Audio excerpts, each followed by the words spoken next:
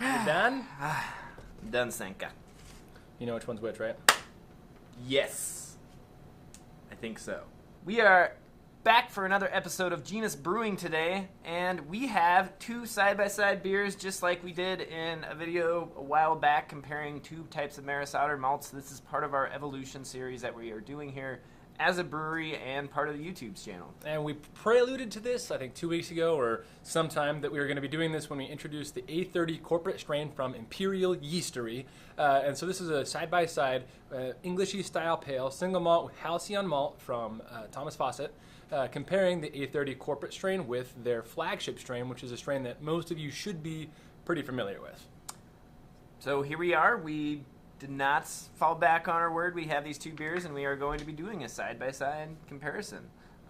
So to start out with, I would say both of these beers actually look pretty darn similar. Color-wise, yeah, I think they're fairly identical. I don't see a difference color-wise, which makes sense since the only difference is the yeast, and they're both reasonably flocculating yeasts. Mm-hmm. So, if anything, I would almost say based on the color and maybe clarity. So this glass in my left hand is the corporate, and it is flagship in the right. And I would say the corporate is actually dropping out slightly more than the flagship is. And these have been cold conditioning for about a week in a keg. Yep. So they should be, at a level of clarity about where they're going to be for the rest of their drinkable life, which isn't going to be long because these are delicious. They're almost gone. Yes, they're delicious. That's why we had to do the video today, because we don't have too much time left. All right. So which one should we start in first? Let's go with the one that we all know and love, which is the flagship, the American Ale strain 1056 US05 WLP 001, most common strain that you'll find. Chico strain from Sierra Nevada. Sierra Nevada. There you go. Dunk. Bonk. Dink it and sink it. Shout out to who does that? That's Good Mythical Morning. The aroma is actually, it's mild but pleasant, slightly floral. I think I get a little bit of that malt coming forward in the aroma itself. There is a distinct malt sweetness.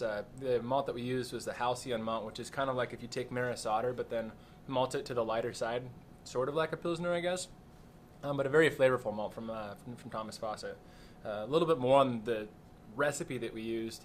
There were two hop additions, and both Englishy kind of leaning. So one was Fuggles, and the other one was Mount Hood. You can use Goldings. You can use pretty much anything in the English range. But it's just a 60-minute and a 15-minute. The flavor I get in this beer is immediately rich and yet also very bright. So it's rich as in, if you're making, say, a Belgian waffle in the morning, you get that really nice, malty richness, something like that. But then also on top of that, I get like a very bright, almost lemon zesty. Yeah, definitely that lemon note to it. Punching through that, which really complements itself well. Yeah. So I think that just kind of goes to show for the recipe. As for the yeast, I think the yeast is fermenting out fairly neutral. It's taking a back seat for sure. Yeah, ever so slightly on the sweet side, but by no means, what I would consider a sweet beer. Yeah, exactly. Anything that I'm getting off of that from the yeast is, maybe just helping the hops kind of ring that top note in terms of the hop flavor that you're getting off of this one. Exactly, yeah. And pushing it towards a bright overall perception. But very neutral yeast strain. You get, like I said, that lemony, which is going to be common from a lot of English-style hops, a hint of that lemon and grass kind of component. It's really good for choking. Not good to inhale. How do the lungs feel? How does this one feel in your lungs? It felt like a nice, CO2 purge of the lungs there. Perfect. Yeah. Do you think the yeast really contributed to that kind of like lungs not enjoying the beer? I don't know that the yeast did have a significant factor in that one. All right. On that note, let's go. I could keep drinking that. That's delicious. That's delightful. The corporate strain. Dink it. So slightly lighter in color. I'm actually getting less on the nose off of the corporate strain than I was off of the... I would say the same thing. And it could just be... Maybe that we're used to it by now, but... No, it's definitely less... A little bit dampened. Yeah. My first impression of the corporate is it's really similar. They are very similar, actually. Very similar. However, it doesn't seem to quite have as much of that rich sweetness. that seems to be more subdued. Yep, I agree. And one thing that I did note, and it's very, very minor, but one thing that I did note is when I took their final graphities, the corporate actually finished 2 points lower than the Flagship. Okay. And I would say that's kind of what it tastes like. It tastes like just a slightly drier beer. Tiny bit, yeah. So that doesn't surprise me. And maybe it's because that yeast has dropped out just a little more in this beer compared to the other one. That said, I do think it really envelopes kind of that general malt kind of graininess that you would want off of maybe this style of a lighter style malt. But overall, it tastes clean. It tastes bright.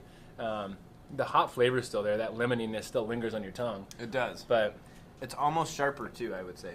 Yeah, I could say that. Yeah, and that could be due to some variability in our process, but yeah, it's actually it's not it's not sharper as in it's more bitter though. It's sharper as in just the way we perceive these hops coming through, instead of being a nice soft lemon character. It's kind of like a little zap. Yeah, of it, and it's towards the end, whereas the Flagship was actually towards the middle. Yeah.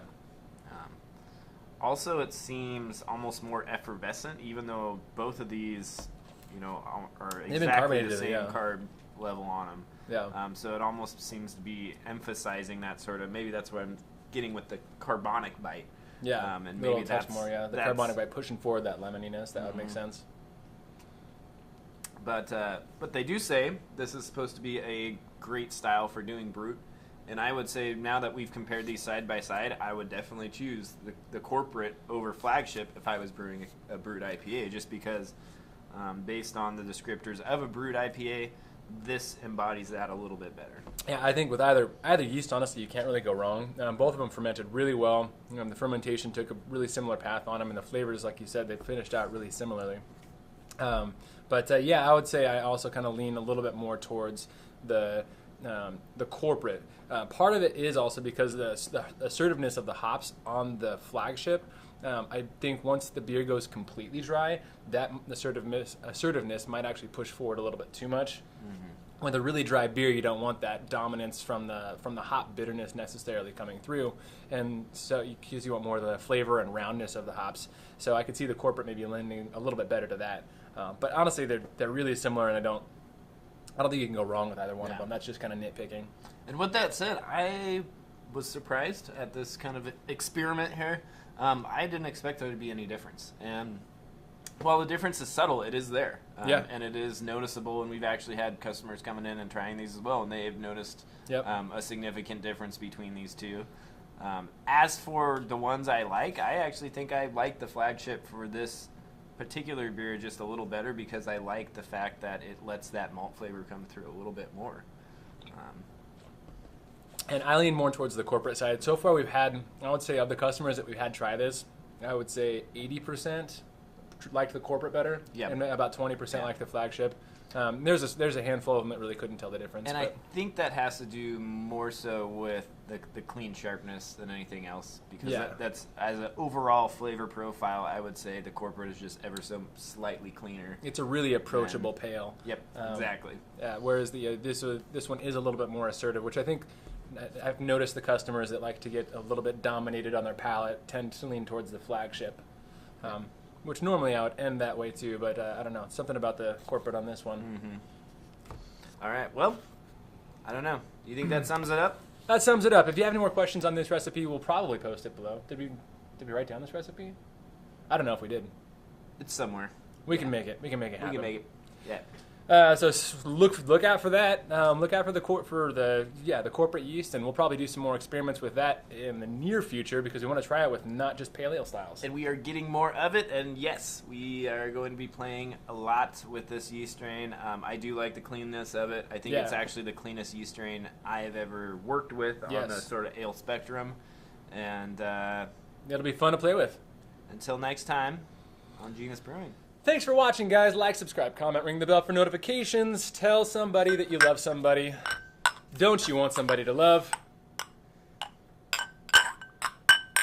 And we'll see you next time. Genus Brewing! Ha! Hey, we're also going to be putting out a cool unboxing video. What? shortly after this. What are we unboxing? No, we don't want to say it. It's a secret. Nope. Just watch it. It's somewhere. It'll be after we. It's not immediately. Like not when we upload this video. It won't be there. But then eventually it'll be. Yeah. At some point you'll see it. It'll be there. I think that's it.